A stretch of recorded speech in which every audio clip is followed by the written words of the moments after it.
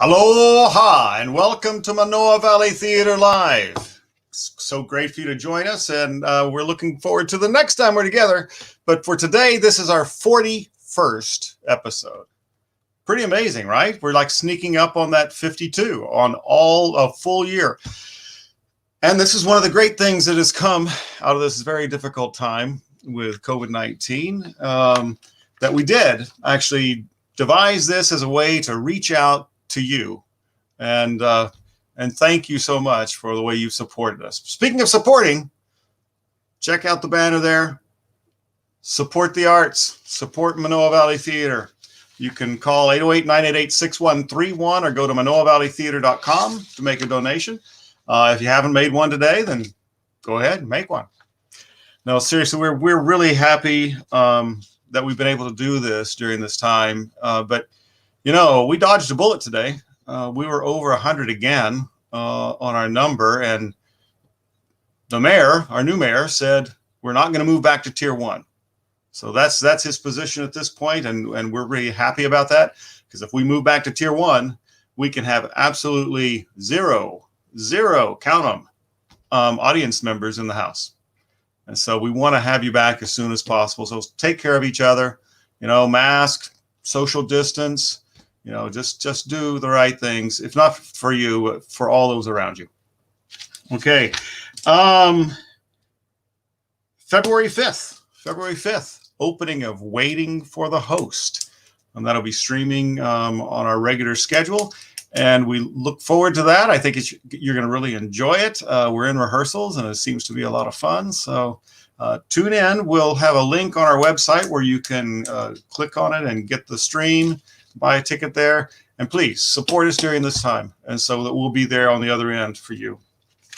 On June 24th, our plan is at this point is to open Daddy Longlegs, and so I hope that you'll kind of put that on your calendar. I announced the other 2 pieces that are coming up, but we're waiting for the absolute final word on the rights to make sure that we, you know, do the right thing and announce it at the right time. All right, well, today we've got a couple of guests, and I understand that they've known each other a while. Our guests today on MVT Live are 2 high school learning center coordinators here on Oahu, Karen Meyer and MJ Matsushita. Karen's coming up on her 20th year as the director of Castle Performing Arts Learning Center. She teaches classes at the Castle Performing Arts Center. She has also appeared on local stages in everything from Shakespeare to musicals to straight plays, including the Dixie Swim Club at MVT. MJ is a tech director and technical theater teacher at Kaimuki High School's Performing Arts Center. She's a set designer there and scenic artist, actually for us as well, on such MVT shows as the Rocky Horror Show, Sylvia, The Princess and the Aesop Peanut, just to name a few. So we welcome to the show, Karen Meyer and MJ Matsushita. Hello, you guys. Welcome. Hi. Welcome. So Karen, you're sitting there in the theater, right? Yep. This is the theater, big, empty, echoing place right now. Right. So that's not a Zoom background. That's the real thing. No, that's the real thing. Let's get back in there so very soon. MJ, that's an interesting background. This is my classroom. All right. And I see you have another star of Rocky Horror Picture Show behind you. Yeah, Martin here. He got bitten by the bug during Rocky Horror, and I can't get rid of him now. All right. So now wait, you know, we were talking beforehand, and you guys said, yeah, we've known each other a while. So did you guys ever figure out, like, how long it's been? Or do you care to share? Let's see. More than 25 years. We're coming on at least 25 years. Yeah. Wow. Long enough that when there was this alumni kid of mine that was making eyes at her daughter, she called me and said, is this guy okay? Yeah. And, I was right. He was. I mean, it's all MVT's fault. I blame you guys. It's our fault. Yeah. Your stage. Yeah. Raven was on crew for Once Upon One Time, and Antonio was Junior Boy. Aha. Well, there you go. All right. So listen, tell me a little bit about your backgrounds. where you're from, if you're not from Hawaii originally, or if you are as well. So Karen, talk me through that. Let's see. I grew up in Buffalo, New York. Great place to be from. Learned enough football. I never saw a play till I was 20 years old.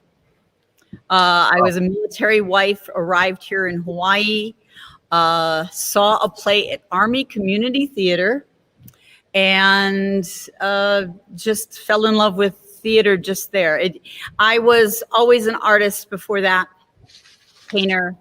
I grew up as an artist, but when I found theater, I went, that's what I need to do. I was mentored by a wonderful, lovely lady named Shelley Taglianetti. You might recognize the last name. We do. And that was it.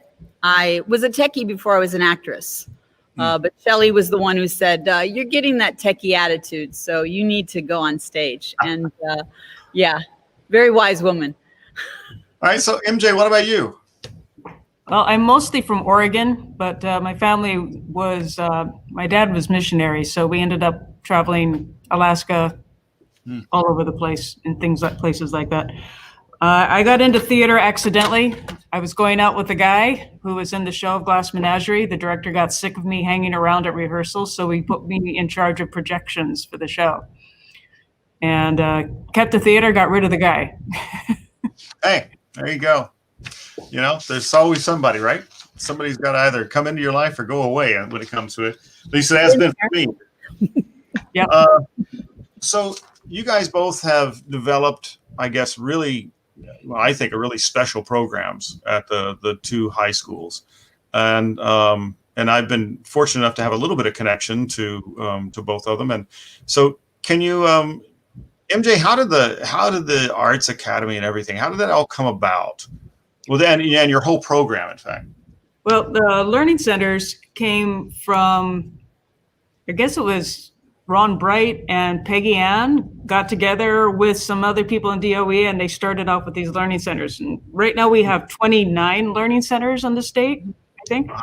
Not all of them are performing arts. There's a percentage of performing arts, there's foreign language, there's agriculture, but basically we're kind of a magnet within the school. So we use performing arts as the vehicle to get kids, into the school, into doing all these other stuff.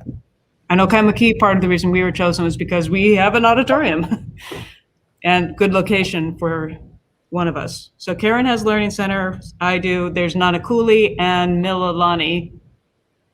That's all for this island, but we have Maui and Kauai and Big Island as well for performing arts centers. Mm-hmm.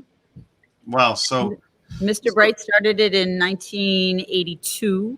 Yeah. And as a pilot program. And it went from there. And then, we have the theaters here. So that's where we ended up with performing arts.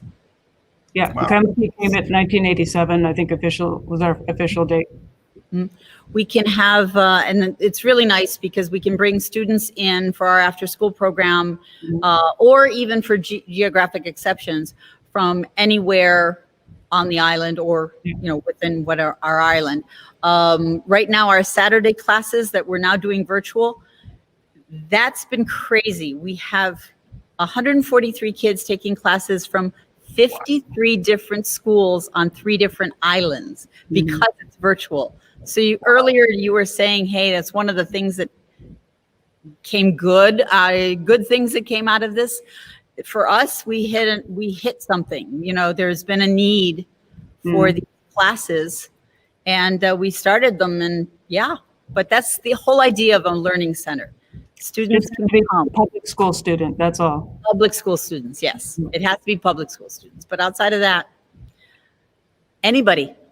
Yeah. Wow. So what are the kind of the variety of classes that you guys are teaching?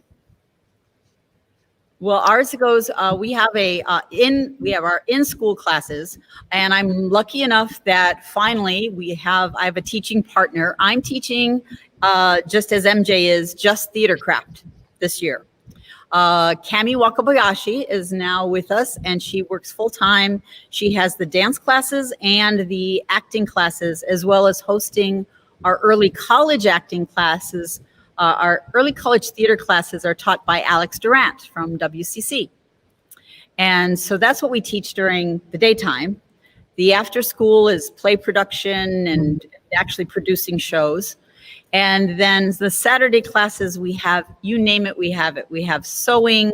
I just finished puppetry. We have jazz dance. We have some of our alumni that live in New York City are teaching classes for us. Very nice. Musical theater classes. The most popular, though, is creative dance for kindergarten to third grade. Any dance, kindergarten through third grade, is creative. That's Yes, for sure. you can't avoid it. MJ, what about you guys? Well, we don't have quite as many classes as Castle does have, but I teach technical theater during the school day. Michael Ng teaches acting classes, and Annalisa Pasqua is our chorus teacher. And then we have normally have play production after school when we are producing our plays.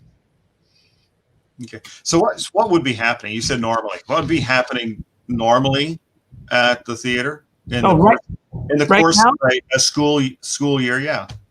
Well, right now I would be very busily building our set, which was supposed to be Legally Blonde this year on stage. And my 4 theater craft classes would be doing all of the construction for the set itself. And Michael would be on stage with a group of kids rehearsing, and probably Dwayne would be here in the NPR doing choreography right now. Wow. Karen, what about you guys? Well, right now we'd be building Noises Off because that's what we were supposed to be doing right now. We would have just come off of, I switched a couple years back, I switched our musical. Instead of being the big spring musical that everybody does in the spring, I switched it to the fall just because we found it was so much better for all of us. And we share students a lot. Yeah, we do. And that way, the kids who really want to do musicals, they can do a musical with me in the fall and with MJ in the spring. The kids who want to do just straight shows, well, they can switch it and do MJ's in the fall and mine in the spring, you know.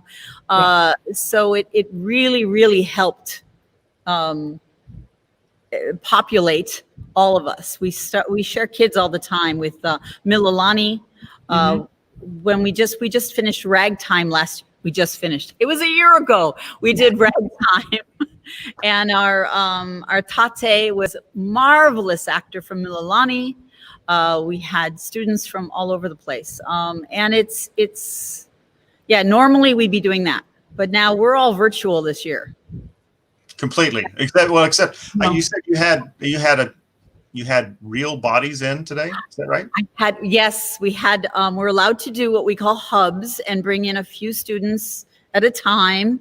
And today was the first day we could do that. And so I had 3 whole students in my shop today. I was so excited.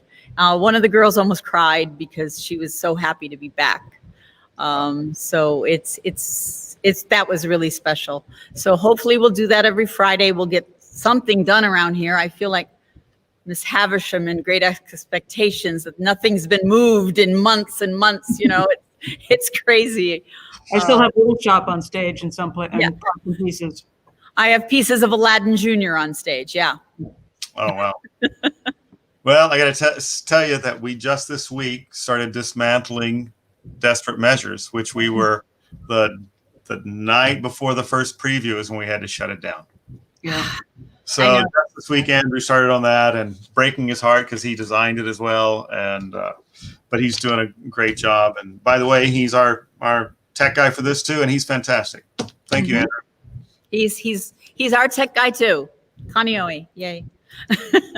He's not mine, but that's okay. I'm glad to hear he doesn't work. There's a place he doesn't work.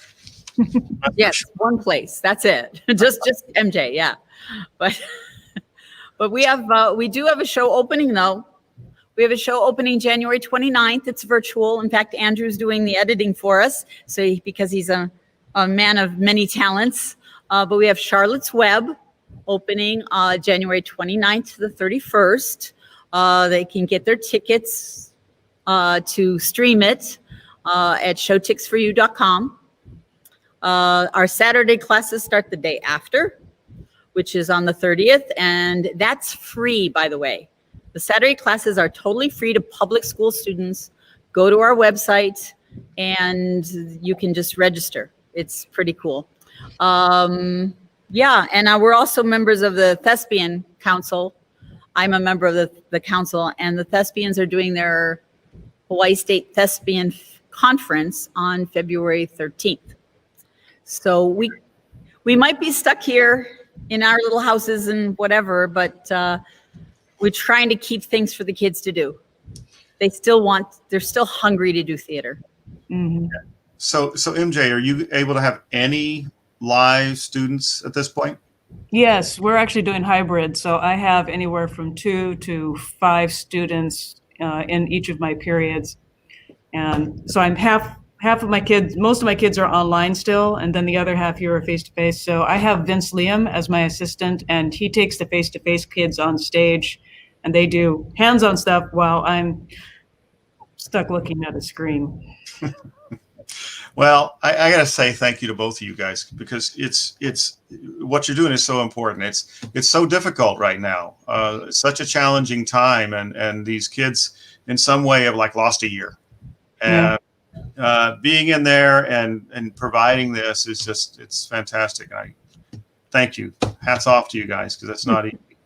So on something lighter, tell me your favorite memory between the two of you guys. Favorite one, happy, nothing dark. I think it was when we ganged up on the Department of Education Board of Education meeting. That was fun. That was a lot of fun. Yeah. Every 2 or 3 years, they used to, it's been a while since they did it, but they used to threaten to put us into what they call the weighted student formula. In other words, dissolve us and just let, take the money they usually designate for us and just spread it around. And the one time we got really good at this.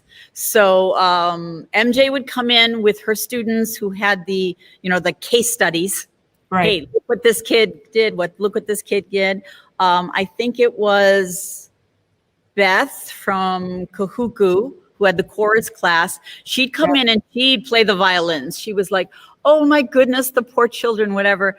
And then I was the cleanup. I was the ending one who came in and said, "Not only shouldn't you be dissolving us, you should be giving us more money. And here's the data. Here are the numbers. This is what you need to do." Boom, boom, boom. And and finally, one member of the Board of Education held our Learning Center report up, which we do every year, statistical data, and said, "Look what they're doing. We need to leave them alone, okay?" And he slammed it down, and that was it. It was done. All right. I love that day. Yeah. One of my favorites, though, is watching the Tony Awards at my house. Oh, yeah, that was fun. When Ruth Ann Miles won her Tony. Yep. Kaimuki High School won her Tony. Wow, that's great. That was really special. We were just screaming and yelling. You think it was, it was pretty cool. Yeah. Okay, anything you got anything there? I mean, aside from all of that, well, we did direct and design a show together once. That was kind of fun. We did Honk at MVT. I directed Honk, and MJ did the lovely cartoons, and it was like opening a storybook. It was really sweet. Suzanne Green and Miguel were the mommy and daddy. It was so much fun. So MJ, you guys have done some additional things to pivot during this time. So your outdoor venue, and tell us a little bit about that. Well, Michael and I both kind of agreed that streaming really isn't something that we have enough tech set up for. So he came up with the idea of doing an outdoor cabaret, because in Tier 2 we could do outdoor events. And so Vince, myself, and the students built a portable stage, which we designed and built in such a way that we can use it multiple times. It just folds up really nice and sits in the corner of the theater. And we built it for outdoors. We got my husband Robert to do the sound, along with Bobby Yu, who's our Polynesian music teacher, and we brought in a whole bunch of our alumni to perform just before Christmas time. And it was a really nice Christmas cabaret. It was lasted about an hour's long. We spent many hours outside in the hot blazing sun, very carefully measuring and marking out 6-foot squares on the grass. And people were able to purchase a square either as a family or as a couple or as a single block. And we up in the front, we had my concessions, and then we had some of our alumni who did picked up craft fair stuff that they've been doing since COVID started, and they sold up front. We had Santa Claus, took pictures in the socially distanced Santa Claus area, and Frosty the Snowman that had his huge head on her shoulders, and so she could just bounce around because it was better than a face mask. It was Very nice. Very nice. So are there any other things that either one of you guys that are doing that's a different pivot, that changing from what you're doing normally? Because or what are the real challenges with this whole time? I know we talked about, doing the online thing, which I just can't imagine, by the way. I'm trying to get my head around that. The hardest thing was taking a completely hands-on tool-based class and turning it into something that the kids could do at home. Yep. MJ and I both sent home care packages, as it were. Yeah. We both sent home packages of things that we could do. We sent home things for model building, so we can teach scale and model, and our kids really some of them might get into design, but most of them want the hands-on stuff. So that's the best we could do. I just finished a costume unit where they made costume accessories out of duct tape. But something, they came up with these marvelous creative things. Somebody made a stovetop hat for their dog. Okay. I mean, who would have thought? But that's the hardest thing, is to take something. I'm used to teaching how to use a table saw, and ain't happening here. So you have to do something completely different, change everything you're thinking. But I think that the hardest thing is keeping kids engaged. Oh, yeah. Because as adults, we know it's hard for us to get engaged. Quite honestly, the streaming thing's not my thing either, and directing it is, oh my goodness, different. Directing film, okay. So it's been a learning curve. The learning curve is off the charts for what we have to, as teachers, learn how to do in order to share it with the kids.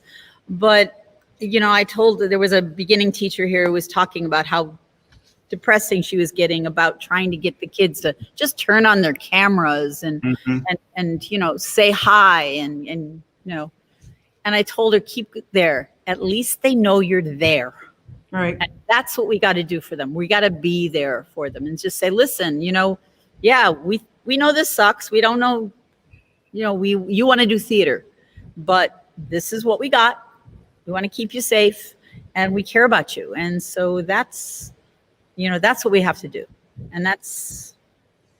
Yeah. And I got kids who are texting and emailing me 11 o'clock at night because they're saying, what's going on tomorrow? The schedule is different, or I don't know. And they're confused about other stuff in other classes, or they're just upset because of stuff that's going at home. So, they used to say that teaching was 8 o'clock to 3 o'clock in the afternoon, and then you go home. It's like, no, with us, we are 24/7, pretty much have to be available in one way or the other, because, we all have these phones that are with us. And, kids don't look at the clock. They have a problem. They text us. And now we're in their homes. We are literally in their homes. Right. So we know that, this one girl is going to be a little late for class because she's watching her baby.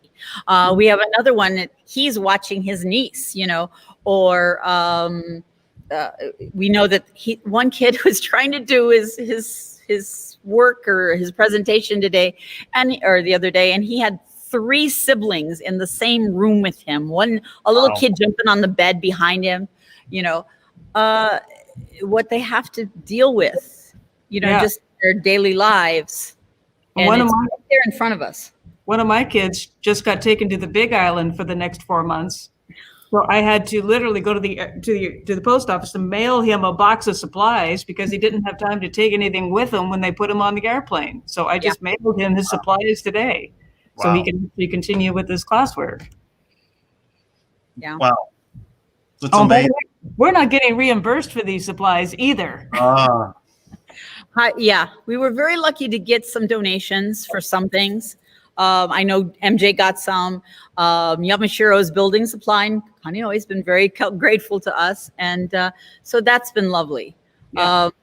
And we still have our regular donors that support us year to year are still there for us. I know we have several different donors that supply things. And MJ and I also, we're part of the Hawaii Arts Alliance and the McInerney Foundation we both received within the last week a matching funds grant. oh, great. So we both got checks for $2,425. And as soon as we get donations, hint, hint, Yeah. of another $2,425, they will give us a third $2,425. So it's not only just matching dollar for dollar, we end up with 3 times. We end up with almost $7,500. And I Wow. know in my program, I need that money so that I can continue to pay my acting teacher and my chorus teacher. Mhm. Because usually that comes out of box office, and I've had one show and I can't Right. have any more shows. And I Right. can only bake so much sourdough bread in a week. So that's another story. So not to push you over there, or actually, go ahead, hawk your wares. That's all right.